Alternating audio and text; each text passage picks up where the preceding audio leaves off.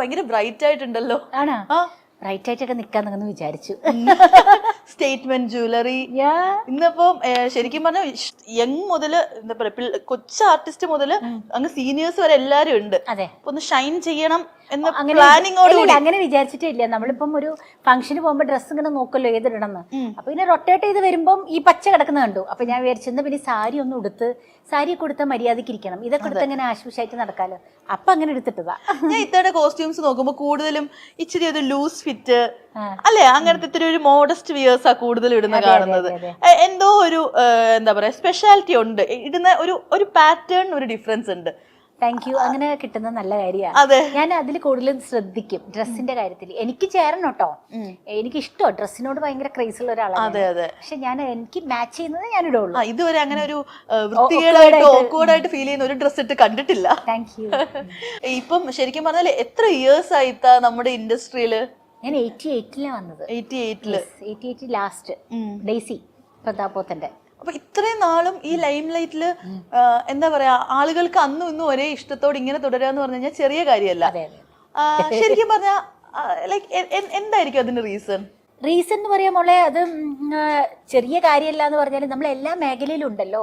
ഇപ്പം സീരിയൽ ഇല്ലെങ്കിൽ സിനിമയുണ്ട്, സിനിമ ഇല്ലെങ്കിൽ നമ്മൾ സ്റ്റേജ് ഷോ ഉണ്ട്, സ്റ്റേജ് ഷോ ഉണ്ടെങ്കിൽ മിമിക്രിയുടെ അങ്ങനെ കാസറ്റ് ഉണ്ടായിരുന്നു അന്ന്. അപ്പൊ അങ്ങനെ എന്തിനെങ്കിലൊക്കെ മേഖലയില് അല്ല, ഇപ്പൊ യൂട്യൂബ് വന്നു, പിന്നെ റീൽസ് വന്നു. അപ്പം നമ്മൾ ആൾക്കാർ മറക്കാതിരിക്കാൻ നമ്മൾ എന്തെങ്കിലുമൊക്കെ മേഖലയിലായിട്ട് അങ്ങനെ പോണതുകൊണ്ടാണ് നിൽക്കാൻ പറ്റുന്നത്. പിന്നൊക്കെ ദൈവത്തിന്റെ ഒരു ഭാഗ്യം, ദൈവം തരുന്ന ഒരു അനുഗ്രഹമാണ്. ഞാൻ എപ്പോഴും കൊച്ചിലെ മുതലേ ഈ തസ്നി ഖാൻ എന്ന് കേൾക്കുമ്പോൾ ഞാൻ എപ്പോഴും അല്ലെങ്കിൽ ഖാൻ സാധാരണ ആണുങ്ങൾക്കല്ലേ ഇടുന്നത്. നമുക്കുണ്ട് ഖാൻ, തസ്നി ഖാൻ. അതെന്താ ഖാൻ? എന്റെ ഉപ്പച്ചിയുടെ പേര് അലിഖാൻ എന്നാണ്, മജീഷ്യനാണ്. പിന്നെ അറിയാം. അപ്പൊ ഉപ്പച്ചി അലിഖാൻ ആയപ്പോ ഞാൻ തസ്നി ഖാനായി. ഞാൻ വേറെ ഒരു പെൺപിള്ളേർക്കും കേട്ടിട്ടില്ല ഖാൻ ഇൻഷ്യൽ വരുന്നത്. കേട്ടിട്ടുണ്ടോ? പിന്നെ ഖാൻ ഇൻഷ്യൽ വരുന്നത് തമിഴിലൊക്കെ ഉണ്ട്, മുംതാസ് ഖാൻ തമിഴ്നാട്ടില് ഉണ്ട്. പിന്നെ സെയ്ഫ് അലി ഖാന്റെ മോളുടെ പേര് അങ്ങനെ ഖാൻ ചേർത്തില്ല. അവര് ശരിക്കും നോർത്ത് ഇന്ത്യൻസിനാണ് കൂടുതൽ. നമ്മുടെ നാട്ടിൽ അങ്ങനെ മലയാളീസിന് അങ്ങനെ, മലയാളീസിൽ ഖാൻ ഉണ്ടെങ്കിൽ തന്നെ പട്ടാണീസ് ആയിരിക്കും. നമ്മൾ പട്ടാണീസ് അല്ലല്ലോ, സാധാരണ സുന്നി സദാ മുസ്ലിം. പക്ഷെ ഉപ്പച്ചി ഉപ്പച്ചിന്റെ പേര് ഖാൻ വന്നതുകൊണ്ടാണ്. ഉപ്പച്ചിയുടെ പേര് ഖാൻ വരാൻ കാരണം എന്താന്ന് വെച്ചിട്ടുണ്ടെങ്കിൽ ഉപ്പച്ചിയുടെ പേര് ശരിക്കും അരുവിക്കുട്ടി എന്നാണ്, മലപ്പുറംകാരനാണ്. ഒരു മജീഷ്യൻ ആയതുകൊണ്ട് കൽക്കട്ടയിൽ പോയി മാജിക് പഠിച്ച് PC സർക്കാർ ഇട്ടുകൊടുത്ത പേരാണ് അലിഖാൻ. അങ്ങനെയാണ് ഖാൻ വന്നത്, അല്ലാണ്ട് നമ്മള് പട്ടാണീസ് ആയിട്ടൊന്നും അല്ല. അപ്പം എന്റെ പേര് ശരിക്കും തസ്നീം. അത് തസ്നീമിന്റെ അർത്ഥം അറിയോ? ഇല്ല. ഖുറാനിലെ സ്വർഗത്തിലെ നദിയാണ്. തസ്നീം, നീട്ടുണ്ട്. അത് എല്ലാവരും തസ്നീഖാനാക്കി അല്ലേ? അത് തസ്നിയാക്കിയപ്പോ പിന്നെ അതിന്റെ കൂടെ പേരും കൂടി ഖാൻ ചേർത്തി തസ്നീഖാനാക്കിയത്. ആരെങ്കിലും തസ്നീം വിളിക്കാറുണ്ടോ? തസ്നീം വിളിച്ചിട്ടുണ്ടായിരുന്നു. ഞാൻ സ്കൂളിൽ പഠിക്കുമ്പോൾ ഞങ്ങളുടെ അഡ്മിനിസ്ട്രേറ്റർ സിസ്റ്റർ അന്റോണി ആയിരുന്നു. അപ്പൊ സിസ്റ്ററിന് ഭയങ്കര ഇഷ്ടം തന്നെ. ഞാൻ യൂത്ത് ഫെസ്റ്റിവലിനൊക്കെ പങ്കെടുക്കുന്നതുകൊണ്ടൊക്കെ ഭയങ്കര കലാപരമായിട്ട് അന്നേ ഒരു ഒക്കെ എല്ലാത്തിലും നിൽക്കുന്ന ഒരാളായതുകൊണ്ട് സിസ്റ്റർ തസ്നി ഖാൻ ആണെന്ന് അറിഞ്ഞാലും സിസ്റ്റർ എന്നെ വിളിക്കും തസ്നീമാന്ന്. സിസ്റ്റർ മരിച്ചു പോയിട്ട് ഇപ്പോൾ ഒരു 2-3 വർഷമായി. അപ്പൊ തസ്നീമാന്ന് സിസ്റ്ററാ വിളിക്കാറുള്ളത്. പിന്നെ നല്ല ക്ലോസ് ആയിട്ടുള്ളവര് തെസു എന്ന് വിളിക്കും. വീട്ടിലാണ് ഉമ്മ എന്താ വിളിക്കാറ്? തെസി.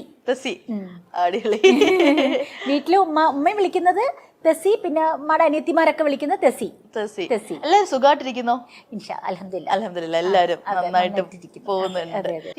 ഒരു ഫ്രണ്ട്ഷിപ്പ്, ഇത്തയുടെ ഒരു ഡെഫിനിഷൻ എന്താ? ഫ്രണ്ട്ഷിപ്പ് എങ്ങനെയാ മെയിൻറ്റെയിൻ ചെയ്യാറ്? നമ്മൾ നന്നായി നിന്നാ മതി. കാരണം നമ്മൾ അവർക്കൊരിക്കലും നമ്മുടെ ഓപ്പോസിറ്റ് നിൽക്കുന്ന ആൾക്കൊരിക്കലും നമ്മളൊരു ദ്രോഹമാവാതിരിക്കുക, അവർക്ക് ഒരു തരത്തിലും നമ്മളെ കൊണ്ടൊരു സങ്കടം വരാതിരിക്കാൻ നമ്മൾ ശ്രമിക്കണം. എപ്പോഴും നമ്മൾ പോസിറ്റീവ് ആയിട്ടുള്ളൊരു കാര്യങ്ങൾ, അത് ചിലപ്പം ആ ബന്ധം തകർക്കാൻ ചിലപ്പോൾ ഇടയിൽ ആരെങ്കിലുമൊക്കെ നിൽക്കും. പക്ഷെ നമ്മളത് ശ്രദ്ധിക്കണം. നിന്നാലും നമ്മളിലൊരു വിശ്വാസം ഉണ്ടെങ്കിൽ ആ ബന്ധം, അതെപ്പോഴും ഹസ്ബൻഡും വൈഫായാലും അങ്ങനെ തന്നെയല്ലേ, ഒക്കെ അഡ്ജസ്റ്റ്മെന്റ് ആണ്. ഇങ്ങോട്ടും അങ്ങനെ തന്നെയാണോ? എപ്പോഴെങ്കിലും പറ്റിക്കപ്പെട്ടിട്ടുണ്ടോ ഫ്രണ്ട്ഷിപ്പില്? അല്ല, ഫ്രണ്ട്ഷിപ്പിൽ പറ്റിക്കപ്പെട്ടിട്ടുണ്ട്, വേറെ ഫ്രണ്ട്ഷിപ്പിലൊക്കെ. നമ്മുടെ ഇപ്പത്തെ ഈ പറയുന്ന ആളായിട്ടൊന്നും ഒരു പ്രശ്നമൊന്നും. അല്ല, ഞാൻ അങ്ങനെ ഒരാളുടെ പേരല്ല കേട്ടോ. അല്ല, മനസ്സിലായി. ഫ്രണ്ട്ഷിപ്പ് പിന്നെ പറ്റിക്കപ്പെട്ടത് നന്നായി സിൻസിയറായി തോന്നിയിട്ട് പിന്നെ നമുക്ക് അയ്യോ അത് ആ ആളോട് സിൻസിയർ ആവേണ്ട ആവശ്യമില്ലായിരുന്നു എന്ന് തോന്നി. ഈ ഒരു തവണ ചൂടുവെള്ളത്തിൽ വീണ പൂച്ച പിന്നെ പച്ചവെള്ളം കണ്ടാലും പേടിക്കും എന്ന് പറയും. അതുപോലെ പിന്നീട് ഒരു പുതിയൊരാളായിട്ട് ഒരു ഫ്രണ്ട്ഷിപ്പ് കൂടുമ്പോഴത്തേക്ക് ഒരുപാട് അറ്റാച്ച്മെന്റ് ഉണ്ടാവാതെ നോക്കിയിട്ടുണ്ടോ? ഇല്ല, ഇപ്പൊ ഞാൻ കുറെ നാളായിട്ട് ആരോടും അറ്റാച്ച്മെന്റ് ഇല്ല. കണ്ടാൽ എന്താ ഏതേ. അറ്റാച്ച്മെന്റ് വേണ്ടല്ലെങ്കിലും അറ്റാച്ച്മെന്റ് ഒരിക്കലും ഇല്ലാതിരിക്കുന്നതാണ് നമുക്ക് നല്ലത്. എപ്പോഴും നമ്മൾ ആരെയായാലും ഒരു ഡിസ്റ്റൻസിൽ നിർത്തണം. ഫുൾ അങ്ങോട്ട് തുറന്ന് പറയാൻ നിൽക്കരുത്. എല്ലാവരും ഡിസ്റ്റൻസിൽ നിന്ന് കഴിഞ്ഞാൽ എല്ലാ കാര്യങ്ങളും അങ്ങനെ തന്നെയാട്ടോ.